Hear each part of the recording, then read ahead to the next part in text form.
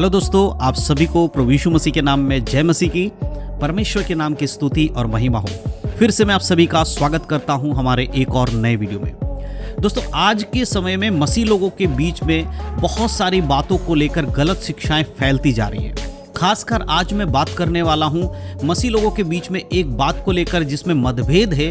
कुछ लोग उसमें सही बोलते हैं, कुछ लोग गलत बोलते हैं। इस प्रकार की बातें चल रही हैं, तो उस बारे में आज मैं वीडियो बनाने वाला हूं। आज मैं आपको बताने वाला हूं सूअर को खाने के विषय में, सूअर के मांस को खाने के विषय में, क्योंकि बहुत सारे मसीहों के बीच में अलग अलग तरीके से लोग इस बात को प्रेजेंट करते हैं, इस बात को बताते हैं। कुछ लोग कहते हैं कि सूअर के मांस को खाना चाहिए, कुछ मसीह लोग ये कहते हैं कि सूअर के मांस को नहीं खाना चाहिए, और इन सब का तर्क अलग अलग तरीके से होता है। ये बाइबल के अलग अलग वचन को दिखाकर उसको सही साबित करने की कोशिश करते हैं। लेकिन आज इस वीडियो के माध्यम से मैं आपको क्लियर करने वाला हूं, क्या एक मसीह होने के नाते, एक विश्वासी होने के नाते, एक नए नियम की कलीसिया के विश्वासी होने के नाते आप सूअर के मांस को खा सकते हैं या नहीं खा सकते, यानी पोर्क को खा सकते हैं या नहीं खा सकते हैं। सबसे पहले मैं कुछ वचन आपको बता देना चाहता हूं बाइबल आधारित।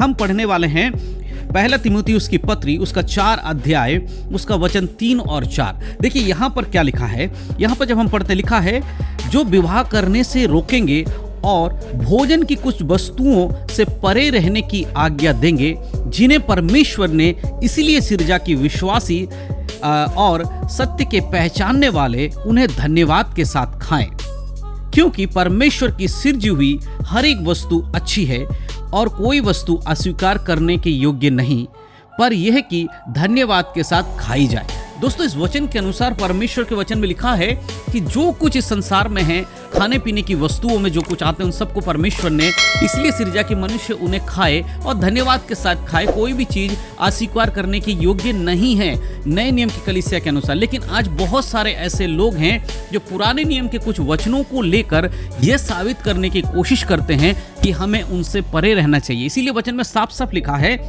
कि कुछ लोग विवाह करने से भी रोकेंगे। आप जानते हैं बहुत सारे जगहों पर, चर्चों में, बहुत सारे कलीसियाओं में ऐसा होता है कि कुछ लोग शादी नहीं करते क्योंकि वो मानते कि बाइबल के अकॉर्डिंग जिस पद पे वो हैं उन्हें शादी नहीं करना चाहिए, जबकि बाइबल कहती है शादी परमेश्वर की ओर से बनाया गया है। आदम और हव्वा की शादी परमेश्वर ने कराई थी, तो ये तो परमेश्वर का नियम है। तो परमेश्वर के वचन में कुछ लोग इस तरह से समझ नहीं रखते, परंतु उस वचन को तोड़ मरोड़ कर लोगों को सिखाते हैं। तो जब बात आती है खाने पीने की, तो परमेश्वर कहता खा सकते हैं। अगर आप सूअर का मीट खाते हैं तो कुछ लोग कहते हैं कि भाई उसको इसलिए नहीं, कुछ मसीह लोगों का ऐसा मानना है। जब मैं बात करता हूं तो कुछ लोग, मुझे पास्टर लोग हैं या कोई ऐसे बाइबल के जानकार लोग कहते हैं सूअर का मांस हमें इसलिए नहीं खाना चाहिए क्योंकि वो गंदगी खाता है। सूअर जो है वो मल मूत्र को खाता है, गंदे जगहों पर रहता है। आपने देखा होगा कि वो किस प्रकार से रहता है। ऐसे उदाहरण देकर वो अपने कलीसियाओं में प्रचार करते हैं और कहते हैं हमें इसलिए सूअर नहीं खाना चाहिए क्योंकि वो गंदगी में रहता है। परमेश्वर पहले से जानते थे कि सूअर गंदगी खाता है, इसीलिए परमेश्वर ने हमें सूअर खाने से मना किया है। लेकिन मेरे प्रियो, मैं आपको एक बात बताना चाहता हूं। मैं उन लोगों से यह पूछना चाहता हूं जो ये कहते हैं कि सूअर गंदगी खाता इसीलिए हमें सूअर नहीं खाना चाहिए। आप मुर्गी तो खाते होगे, मछली तो खाते होगे। कभी आपने मुर्गी को पाला है? कभी आपने मछली को देखा है पलते हुए तालाबों में? मैं आपको अपनी सच्ची घटना बताता हूँ। मेरे खुद के जो गांव में घर है वहाँ पर मुर्गी को पाला जाता है, और हमारे घर में जो मुर्गियाँ हैं उनको जब हम छोड़ते हैं खाने पीने के लिए, हम उन्हें दाना देते हैं, धान चावल गेहूँ कुछ भी जो हम देते खाते हैं। कई बार मुर्गियाँ खेत के अंदर जाती हैं, हमने खुद देखा है। उसके बाद वो कीड़े खा लेती हैं, कई बार वो गोबर खाती हैं, कई बार वो इंसान का मल मूत्र तक खा जाती हैं। लेकिन फिर उन्हीं मुर्गियों को बाकी लोग जो हैं बाज़ारों में खरीद कर खाते हैं। वही लोग जो सूअर के मीट को इसलिए नहीं खाते क्योंकि वो गंदगी खाता है, लेकिन मुर्गी को वो लोग खा रहे हैं। वो मुर्गी भी तो गंदगी खाती है। मछली का क्या है? मछली को आप देखिए, जो पानी में से आप मछली पकड़ कर खाते होंगे, आप में से बहुत सारे लोग मछली खाते होंगे, तो इस चीज़ को देखिए, मछली क्या खाती हैं? कई बार वो मुर्दों को खा लेती हैं, कई बार वो मल मूत्र को भी खा लेती हैं।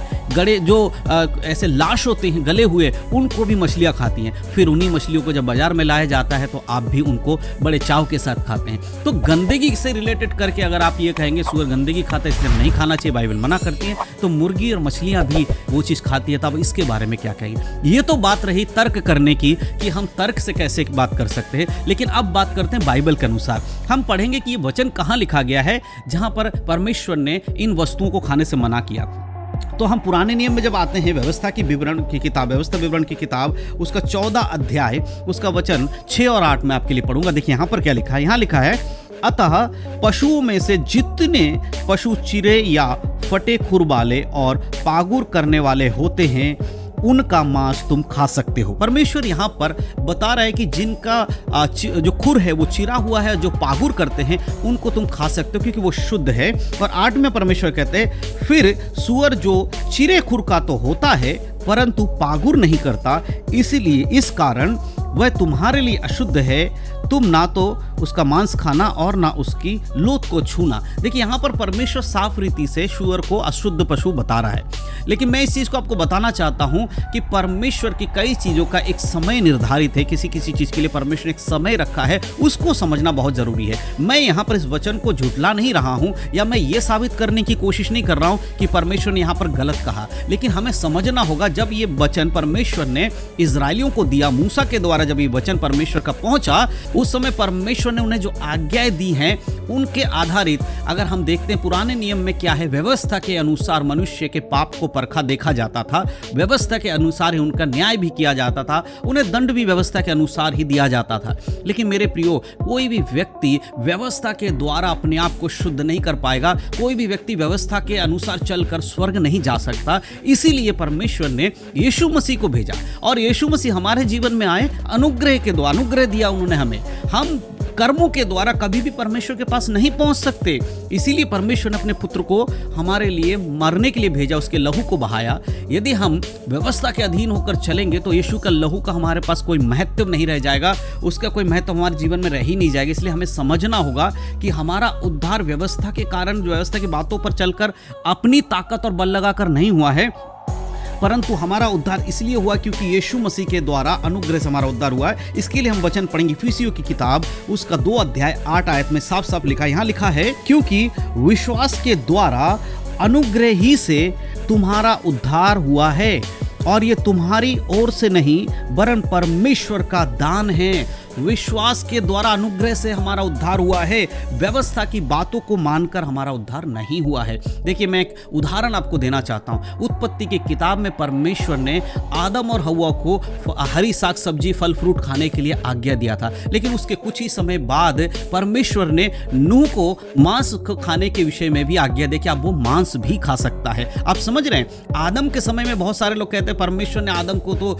मांस खाने के लिए कहा ही नहीं था, उन्होंने तुमको पेड़ पौधे हरी सब्जी साग इसके बारे में परमेश्वर आज्ञा देती कि तेरे खाने के लिए ये सब चीजें होंगी। लेकिन अगर आप बाइबल को अच्छे से पढ़ते हैं आप देखेंगे कि नूह के समय में परमेश्वर ने उन्हें मांस खाने की इजाजत दी, क्योंकि एक समय था जब उसको करना था। उसी प्रकार जब इजरायलियों को जो आज्ञा परमेश्वर ने दी थी, क्योंकि परमेश्वर के लोग कौन थे? इजरायली लोग थे। लेकिन जब पतरुस को हम देखते हैं कि वो प्रेरितों के काम 10 अध्याय में परमेश्वर पतरुस को क्या दिखाता है, एक ऊपर से चद्दर में सारे जगत के जो भी अशुद्ध वस्तुएं हैं, अशुद्ध जानवर हैं, उसको नीचे लाकर पतरस से कहता है पतरस इसको उठ और खा। पतरस मना करता है कि प्रभु मैं इसे नहीं खा सकते, ये अशुद्ध चीजें हैं। तब परमेश्वर से बताते हैं कि जिसको मैंने शुद्ध ठहराया उसे तू अशुद्ध क्यों कहता है। यहाँ पर खाने पीने की वस्तु की बात नहीं हो रही है, परंतु यहाँ पर परमेश्वर उस उद्धार की बात करते हैं कि जो इजरायलियों के लिए परमेश्वर ने जो उद्धार रखा था, अब वो केवल इजरायलियों के लिए नहीं है, परंतु अब वो समस्त जाति, मानव जाति के लिए है। अन्य जातियों में भी परमेश्वर का सुसमाचार पहुंचेगा।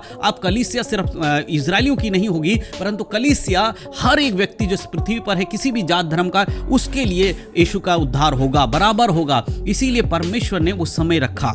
उसी प्रकार से आज के समय में अगर आप जो भी वस्तुएं खाती हैं या खाते हैं, कुछ भी चीज आपके लिए अशुद्ध नहीं है, क्योंकि यीशु मसीह ने स्वयं इस बात को कहा है। मरकुस की किताब और उसका अगर आप 7 अध्याय और उसके 15 आयत को पढ़ते हैं, देखिए यहाँ पर क्या लिखा है। यीशु मसीह यहाँ पर स्वयं कहते हैं, लिखा है ऐसी कोई वस्तु नहीं जो मनुष्य में बाहर से समाकर उसे अशुद्ध करे, परंतु जो वस्तुएं मनुष्य के भीतर से निकलती हैं वही उसे अशुद्ध करती हैं। यीशु मसीह साफ साफ कहते हैं कि बाहर से कुछ तुम खाते हो वह तुम्हें अशुद्ध नहीं करती, परंतु तुम्हारे अंदर से जो बातें, बुरी बातें, गंदी चीजें, लुचपन या तुम्हारे लालसाएं या जो भी परिस्थिति गमन जो तुम्हारे अंदर से आती हैं वह तुम्हें अशुद्ध करती हैं। मेरे प्रियो, आज के समय में खाने पीने की वस्तुओं से आप अशुद्ध नहीं होते हैं। अगर आपके अंदर का स्वभाव ही खराब है वो आपको पाप का भोगी बनाएगा, परंतु किसी भोजन वस्तु के द्वारा आप अशुद्ध नहीं होते हैं। देखिए सिंपल सी बात है, जिसको सूअर खाना है वो खाए, वो अशुद्ध नहीं माना जाएगा आज के समय में। लेकिन जिसको नहीं खाना है उसके लिए ज़बरदस्ती नहीं है, जो खाना चाहे वो खा सकता है, जो नहीं खाना चाहे वो ना खाए। इसका यह मतलब नहीं है कि आपको अगर वो चीज़ पसंद नहीं आता है तो आप दूसरों को भी अपनी जो इच्छा है उस पर थोप दो, या मुझे पसंद नहीं आता इसलिए आप भी नहीं खाओगे इसलिए मैं तिगड़म लगाकर आपको उसे खाने से रोकूंगा, ऐसा बिल्कुल भी नहीं होना चाहिए। नए नियम के अनुसार आप सूअर का मांस खा सकते हैं, लेकिन अगर कोई नहीं खाना चाहता तो उसे खाने से आप जबरदस्ती खाने के लिए ना फोर्स करें, यह हमें बाइबल के अनुसार समझना होगा। तो मेरे प्रिय क्लियर है वचन, जिस समय परमेश्वर ने मना किया था उस समय यह मना किया गया था, लेकिन आज के नए नियम की कलीसिया के लिए आज्ञा दिया गया है परमेश्वर कि तुम सब कुछ खा सकते हो। जैसे कि हमने वचन के द्वारा देखा है इफिसियों में, जैसे परमेश्वर कहते हैं कि लोग तुम्हें रोकेंगे, अलग अलग बातें बोलकर तुम्हें बताएंगे ये मत करो वो मत करो, ऐसा नहीं है। परंतु धन्यवाद के साथ अगर आप खाते हो वो तुम्हारे लिए परमेश्वर उसे सिरजा है।